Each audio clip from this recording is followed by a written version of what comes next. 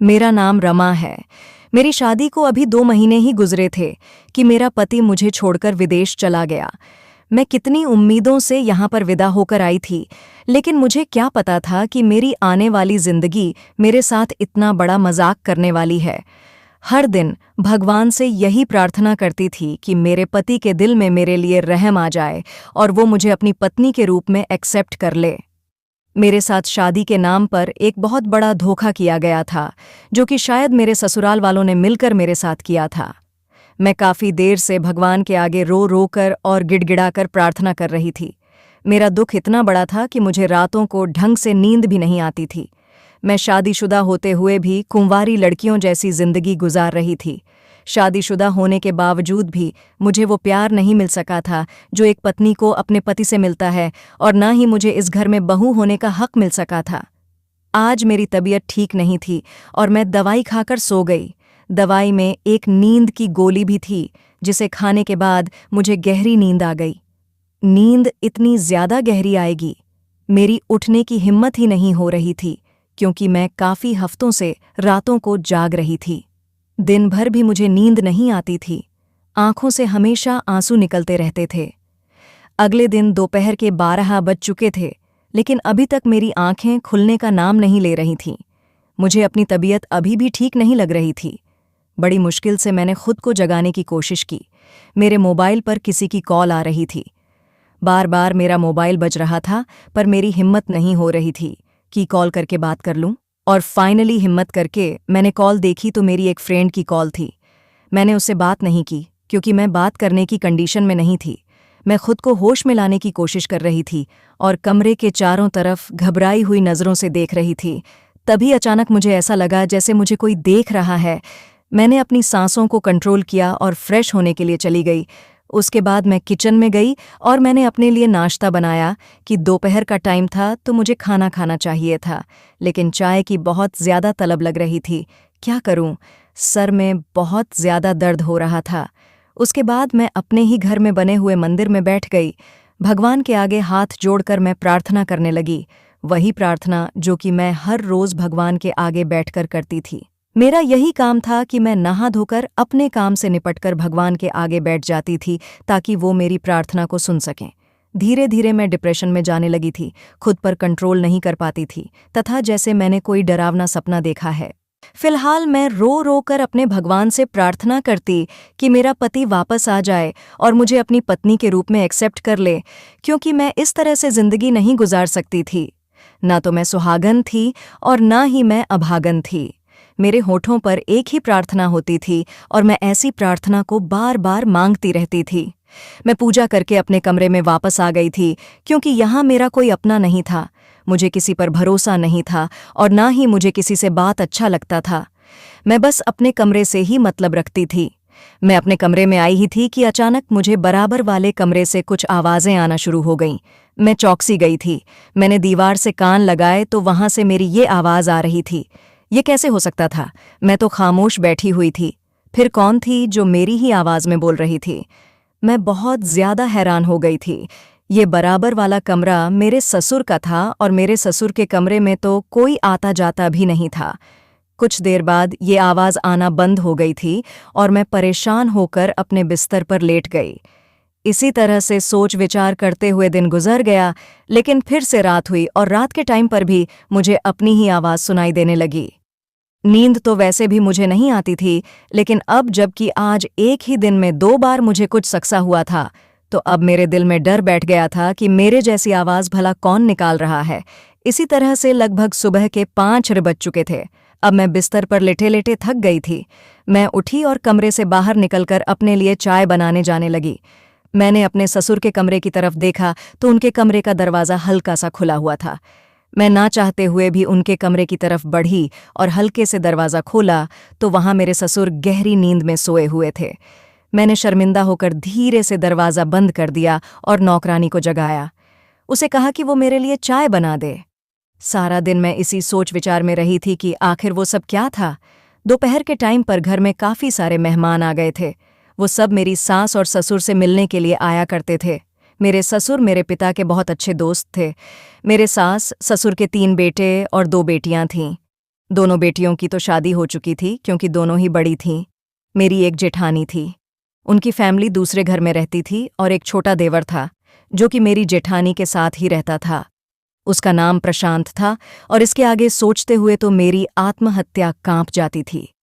मैंने इस बात को इग्नोर किया और फ्रेश होने के लिए चली गई। लाश को तो हमेशा गांव की औरतें ही घेरे रहती थीं क्योंकि हमारे गांव में मेरी सास का बहुत नाम था और मेरी सास गांव की लोगों की बहुत मदद करती थी। बड़ी बड़ी पंचायतों में भी उन्हें सुलह करवाने के लिए बुलाया जाता था, जबकि पूरे घर की जिम्मेदारी मुझ पर ही थी। मैं कोई काम तो नहीं करती थी, लेकिन मुझे घर के नौकरों पर नजर रखने का हुक्म दिया गया था। इस पूरे गांव में मेरी सास की इज्जत मेरे ससुर से ज्यादा की जाती थी और पूरा गांव मेरी सास के फैसले के मुताबिक चलता था। सुबह जब मेरी मुलाकात मेरे ससुर से हुई तो मैंने उन्हें देखा तो मेरी नज़र मेरी ससुर की आंखों पर पड़ गई। मेरे ससुर की आंखें बहुत लाल हो रही थीं, जैसे कि वो सारी रात जागती रहे हों। मैंने एक नज़र उन्हें देखा और वहां से जल्दी से अपने कमरे में आ गई थी। मेरे सास ससुर दोनों में ही हमेशा न जाने की इस बात का झगड़ा रहता था। दोनों एक दूसरे से ज्यादा बातचीत भी नहीं करते थे और वो दोनों ही अलग अलग कमरों में रहते थे। मैं ऊपर वाले पोर्शन पर रहती थी और मेरे कमरे के बराबर वाला कमरा ही मेरे ससुर का था। नीचे मेरी सास और मेरे देवर का कमरा था, जो कि कभी कभी हमारे घर पर आ जाते थे। मुझे वो आवाज़ जो रात को अपने ससुर के कमरे से आती हुई महसूस हुई थी, मैं उसे भूल नहीं पा रही थी। आज मैंने सोच लिया था कि ध्यान रखूंगी कि वो आवाज़ मेरी ही होती है या फिर किसी और की है, क्योंकि हमारे घर में मेरी सास के अलावा तो कोई औरत भी नहीं थी। नौकरानियां थीं, लेकिन वो तो किचन में सो जाती थीं या फिर उनके लिए एक अलग से क्वार्टर बना हुआ था तो वो वहां चली जाती थी। मगर मेरे ऊपर वाले पोर्शन पर तो सिर्फ मेरे ससुर जी अपने कमरे में अकेले सोया करते थे। मुझे आज रात का इंतज़ार था। मेरी आदत थी कि मैं शाम के टाइम की चाय हमेशा ही अपने घर की छत पर जाकर पिया करती थी। वहां बैठकर मुझे डूबते सूरज को देखना बहुत पसंद था। आज भी मैं वहीं बैठी चाय की सिप ले रही थी और अपनी ही सोच विचारों में खोई हुई थी। तभी अचानक मेरी नज़र नीचे गिरी हुई पायल पर पड़ी। वो यकीनन मेरी ही पायल थी। मैंने झट से अपना पैर देखा तो मेरे पैर में एक ही पायल थी। ये यहाँ कैसे आई? महारत से अपनी पायल को देखने लगी, तभी मेरी नज़र छत पर पड़ी टूटी हुई। मैंने अपनी कलाइयों को देखा, जहां वही लाल रंग की चिड़िया पड़ी हुई थी और मेरी कलाइयों से 2 चूड़ियां गायब थीं। मैं हैरान रह गई थी। ये सब कुछ देखकर मैं तो अभी यहाँ पर आई थी और ये चूड़ियां तो मैंने कल रात पहनी थी, जो कि 12 थी। मेरी आदत थी कि मैं कुछ न कुछ सोचते हुए अपनी चूड़ियों को गिनती लगाती रहती थी। अब अंधेरा होने लगा था। मैंने वो चूड़ियों के टुकड़े उठाए और अपनी मुट्ठी में बंद कर लिए थे। मेरी नज़र चूड़ियों की बिल्कुल पास गिरी हुई सिगरेट के टुकड़े पर पड़ी। मैंने आंखें फाड़कर देखा तो वो इसी ब्रांडी की थी जिसे मेरे ससुर पिया करते थे। मैं बहुत ज्यादा घबरा गई थी और मुझे डर लगने लगा था कि कहीं कोई मुझे देख ना ले। किसी ने देख लिया तो मेरे इस घर में कितनी इज्जत रह जाएगी, ये देखकर कोई भी समझ जाएगा कि रात को मैं और ससुर यहाँ पर थे। मैंने अपना सर पकड़ लिया और भागती हुई मैं सीढ़ियां उतरने लगी। मुझे ऐसा लग रहा था जैसे कोई भूत मेरे पीछे लगा हुआ हो। मैं बार बार पीछे मुड़ मुड़ कर देख रही थी। मैं खुद पर कंट्रोल न रख सकी और नीचे उतरते हुए अचानक मेरी टक्कर मेरे ससुर से हो गई। मेरे ससुर ने मुझे उलझ कर कहा, क्या हुआ बहू? मैं एक झटके से उनसे दूर हो गई और कहा कि आप यहाँ पर क्या कर रहे हो? वो मेरी तरफ मुस्कुराते हुए कहने लगे, ये मेरा घर है, मैं यहाँ पर कहीं भी टहल सकता हूँ, लेकिन तुम छत पर क्या कर रही हो? मैंने कहा, मैं चाय पीने आई थी। मैं ये बात कहने के बाद भागती हुई अपने कमरे की तरफ आ गई। मैंने देखा था कि मेरे ससुर के चेहरे पर एक अजीब सी मुस्कुराहट थी। मुझे उनकी यह हरकत पसंद नहीं आई थी। उनका इस तरह से बात करना मुझे अच्छा नहीं लगा था। मैं अपने कमरे में आई तो मुझे एक अजीब सी स्मेल आती हुई महसूस हुई थी। मैंने जल्दी से अपना दुपट्टा नाक पर लगा लिया। वो स्मेल ऐसी थी जैसे रहा हो। वैसे तो मुझे अपने कमरे के अंदर कोई धुआं वगैरह नजर नहीं आ रहा था, मगर वो स्माइल किसी चीज के जलने की ही थी। मैं बाहर निकलकर आई और अपनी नौकरानी को जोर जोर से आवाज लगाने लगी। फिर नौकरानी भागती हुई आई और कहने लगी, क्या हुआ भाभी जी? मैंने उसे हाँफते हुए पूछा, देखो मेरे कमरे से अजीब तरह की कुछ जलने की बदबू आ रही है। नौकरानी घबरा कर कमरे की तरफ भागी। बदबू से मेरे सर में बहुत दर्द होने लगा था। इसी टाइम मेरे ससुर मेरे पास और कहने लगे, ये कैसा शोर मचाया हुआ है? वो मेरे चेहरे पर नजर जमाकर पूछने लगे। मुझे उनका इस तरह से देखना बिल्कुल पसंद नहीं आया था। मैंने अपना रुख फेर कर कहा कि मेरे कमरे में अजीब कुछ जलने की बदबू आ रही है। वो कुछ हैरान होकर मेरे कमरे के अंदर गए और मैं भी उनके पीछे जाने लगी। उन्होंने मेरी तरफ देखकर कहा, यहाँ तो कोई बदबू नहीं आ रही है, बल्कि परफ्यूम की खुशबू फैली हुई है। उन्होंने फिर से उलझते हुए मुझे देखा और कहा कि तुम्हें ये बदबू लग रही है। मैंने कहा, हाँ। दिल ही दिल में मुझे अपने ससुर पर बहुत गुस्सा आ रहा था, क्योंकि वो लगातार मेरी तरफ देख देख कर हंस रहे थे। सबसे ज्यादा हैरानी तो मुझे इस बात पर हुई जब नौकरानी ने भी वही बात कही जो मेरे ससुर कह रहे थे।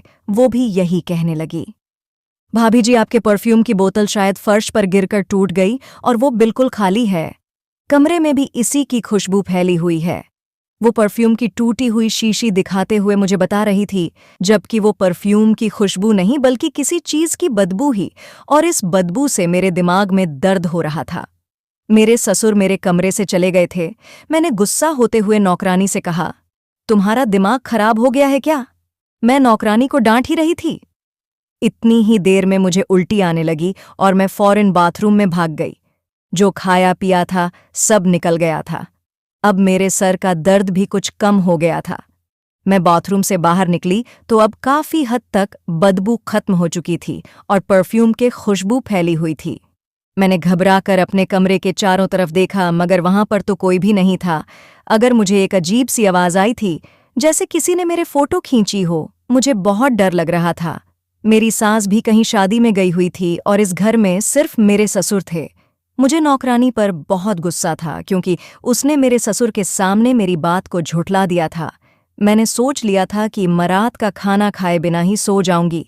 मैं काफी देर तक बिस्तर पर बैठी हुई सोचती रही कि आखिर मेरी पायल और चोनी छत पर क्या कर रही थी, और वो सिगरेट का टुकड़ा। ये सब कुछ सोच सोच कर मेरा दिमाग दर्द से फटा जा रहा था। मुझे नींद नहीं आ रही थी और ठीक रात के इस टाइम पर मुझे मेरे ससुर के कमरे से आवाज़ आने लगी। वो मेरे ही हंसने की आवाज़ थी, जिसमें मैं किसी से बातें कर रही हूँ। अब मैंने ना कुछ सोचा और ना समझा। मैं फौरन ही अपने ससुर के कमरे में चली गई थी, मगर वो तो गहरी नींद में सोए हुए थे और वहां पर कोई लड़की भी नहीं थी और ना ही किसी तरह की कोई आवाज़ आ रही थी। मैं पलटने ही वाली थी कि अचानक से मेरा पैर किसी नुकीली चीज़ पर पड़ा। मैंने बड़ी मुश्किल से अपने दर्द को सहा और कोई आवाज़ ना निकाली।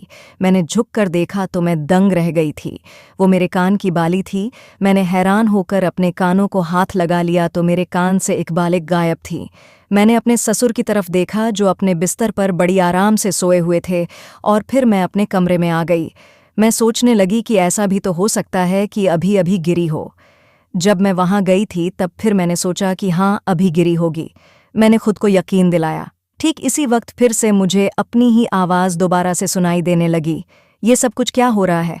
अब तुम मुझसे सब्र नहीं हो रहा था और मैं फिर से बाहर आ गई और ससुर के कमरे की तरफ बढ़ी ही थी कि मैंने देखा उनके कमरे का दरवाज़ा तो लॉक था। ये कैसे हो सकता है? अभी तो मैं यहाँ आई थी तो दरवाज़ा खुला हुआ था। अब ऐसा ही हर रोज़ होने लगा था। मैं धीरे धीरे पागल होती जा रही थी और डिप्रेशन का शिकार हो रही थी। किसी से इस बारे में कुछ कह भी नहीं सकती थी, क्योंकि मेरी इज्जत का सवाल था। डर, गम और गुस्सा मेरी आदत में शुमार होने लगा था। तो दोस्तों, आज के लिए इतना ही। इसके आगे की कहानी के लिए इस वीडियो को लाइक करके चैनल को सब्सक्राइब कर दीजिए और बेल वाले आइकन को ऑल पर सिलेक्ट कर लें, ताकि आपको कल इसका नेक्स्ट पार्ट मिल सके। धन्यवाद।